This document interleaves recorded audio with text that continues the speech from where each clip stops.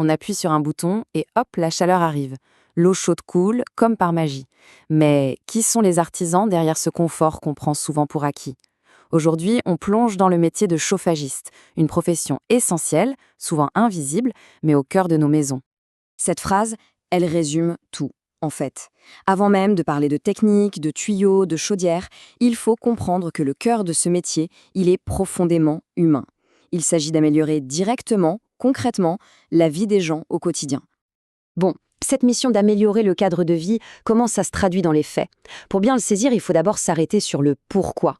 Quelle est la raison d'être de ce métier? C'est vraiment le point de départ. Ce rôle est à la base de notre vie moderne. Fournir de la chaleur l'hiver, de l'eau chaude pour la douche, maintenir une atmosphère saine, c'est une contribution directe et surtout tangible au bien-être de tout le monde, tous les jours. Alors, pour offrir ce confort, ce n'est pas une seule et même tâche, c'est tout un processus. Le quotidien du chauffagiste, il s'articule en fait autour de 3 grandes fonctions qui couvrent toute la vie d'une installation. Voilà les 3 piliers. Concevoir, installer et puis réparer et maintenir. Ça montre bien toute l'étendue du métier. Un bon chauffagiste, ce n'est pas juste un technicien. C'est aussi un peu un architecte et puis un gardien. Il imagine le système, il lui donne vie et ensuite il veille dessus. Et oui, contrairement à ce qu'on pourrait penser, le métier commence bien avant de toucher le moindre outil. La première étape, elle est purement intellectuelle. On analyse des plans, on calcule des diamètres, on trace des chemins. C'est un vrai travail de réflexion, un peu comme un architecte du confort. Et puis vient la phase la plus visible, l'installation. C'est le moment où les plans deviennent réalité. Mais au-delà de la technique pure, c'est aussi un moment clé d'échange avec le client. Il faut savoir écouter, conseiller la bonne solution et surtout expliquer simplement comment tout ça fonctionne. Et le travail ne s'arrête pas une fois que tout est installé, loin de là. La maintenance, la réparation, c'est absolument crucial. C'est là que l'esprit d'analyse et la capacité à jouer au détective pour trouver une panne entrent vraiment en jeu. Assurer que les systèmes restent fiables dans le temps, c'est une sacrée responsabilité.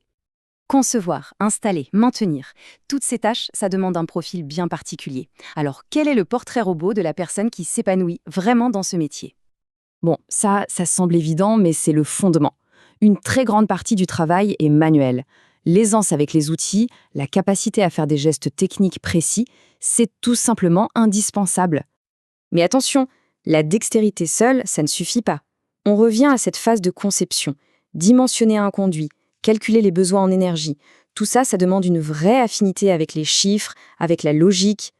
Même si un technicien peut être très autonome sur une intervention, il travaille rarement seul. Sur un chantier, la coordination avec les électriciens, les maçons, les plaquistes, elle est essentielle pour que tout s'emboîte parfaitement. Et là, on touche à un point fondamental. Dans ce métier, il n'y a aucune place pour l'à peu près.